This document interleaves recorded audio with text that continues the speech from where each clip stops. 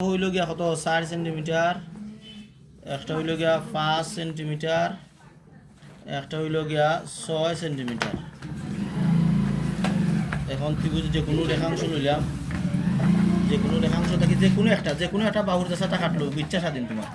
আমরা যদি এই ফলা 6 লইলাম, ওখান থেকে 6 লইলাম, এই যে একটা লইলাম, একটা সমান করে কাটলাম ওখানো। হ্যাঁ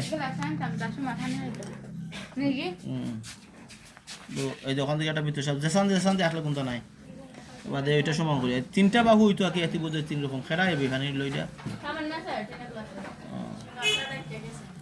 এই দেখ ওইগুলো আমার ওইগুলো ত্রিভুজ, ওইগুলো এমন একটা ত্রিভুজ হচ্ছে যার একটা বাহু 6 সেন্টিমিটার, একটা বাহু হইল গিয়া 4 সেন্টিমিটার, একটা বাহু হইল গিয়া 5 সেন্টিমিটার। এখন আমরা এটার কিতা করতাম, এই বাহুগুলারে সমদ্বিখণ্ডিত করতাম। এটার সমান থাকি একটা কম লইয়া এদিকে দিলাম একটা, এদিকে দিলাম একটা, ওখানে গিয়া এদিকে দিলাম একটা, এদিকে দিলাম একটা, যেহেতু ওখানে সেট করছে ওই দিকে সমদ্বিখণ্ডিত হইল। এই যে সমদ্বিখণ্ডিত হইল।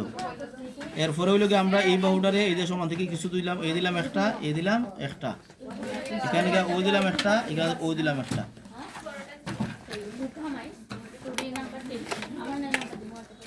এই এখন এই যে এখানে ছেদ করছে, ও ছেদক বিন্দু থেকে ও বিন্দু এখন যোগ করে দিলাম, এখান থেকে এখানেও যোগ করে দিলাম। এখন ওখানেও কেন্দ্র করিয়া ওখানে সমান করিয়া এই যে একটা বৃত্ত আঁকিলাম।